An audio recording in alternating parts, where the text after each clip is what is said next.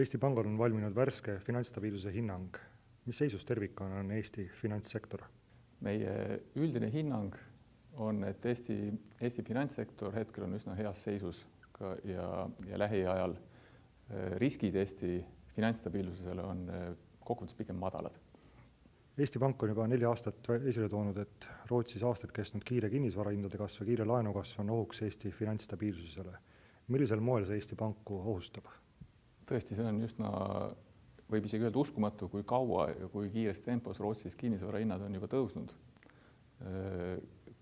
Ja sellega käsikäes siis ka Rootsi elanikkonna üldine laenukoormus, mis meie jaoks on risk just seetõttu, et need samad pangad, kes Rootsis eluasemelaene suures mahus väljastavad, tegutsevad aktiivselt ka Eesti turul. Ja juhul, kui siis Rootsi kinnisvaraturul või laenuturul peaks mingeid tagasilööke aset leidma, siis see võib mõjutada läbi pangagruppidega nende käitumist Eestis. Eesti Pank on ühe riskina välja toonud, et Eesti ettevõtete kasumlikkus on vähenenud. Kuidas see ohustab Eesti finantsstabiilsust? Jah, see on nüüd üks 3 olulisemast riskist, mis me tõesti välja toome. Ettevõtete kasumitest rääkides on tegelikult kasumid olnud languses juba pikema perioodi jooksul. Probleem on see eelkõige siis sellest hetkest alates, kui ettevõtted satuvad raskustesse oma laenukohustuste ja muude maksekohustuste teenindamisega. Täna me seda veel ei näe, aga siiski olukorras, kus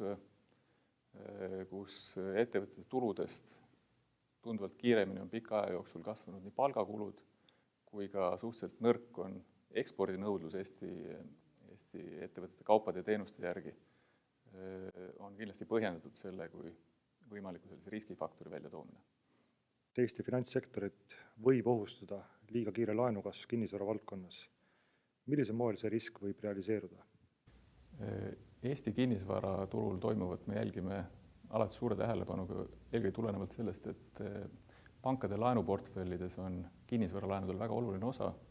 See tähendab kõik, mis kinnisvaraturul toimub, see mõjutab otseselt panku. Samuti on siis Eesti Pangal ka otsesed võimalused sekkuda eluasemelaenuturule ja vajadusel reegleid karmistada.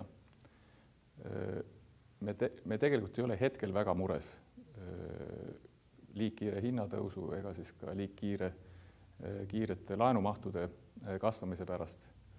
Need on viimasel ajal olnud pigem mõõdukad ja jäänud alla näiteks inimeste sissetulekute kasvutempot.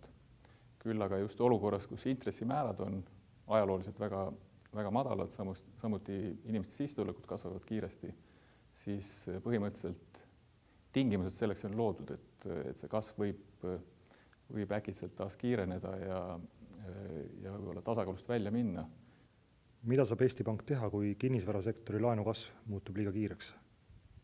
Me oleme Eesti Pangana tegelikult juba täna kehtestanud sellised raamtingimused eluasemelaenudele, mis puudutavad nii omafinantseeringu suurust kui ka laenu siis maksimum tähtaega ja seda, et kui suure osa inimese sissetulekust võiks moodustada laenumaksed. Eks on meie kohustus hinnata arenguid laenu- ja kinnisvaraturul ja siis vajadusel kas neid tingimusi karmistada või vastupidi leevendada. Aga täna me selleks koheselt põhjust vähemalt ei näe.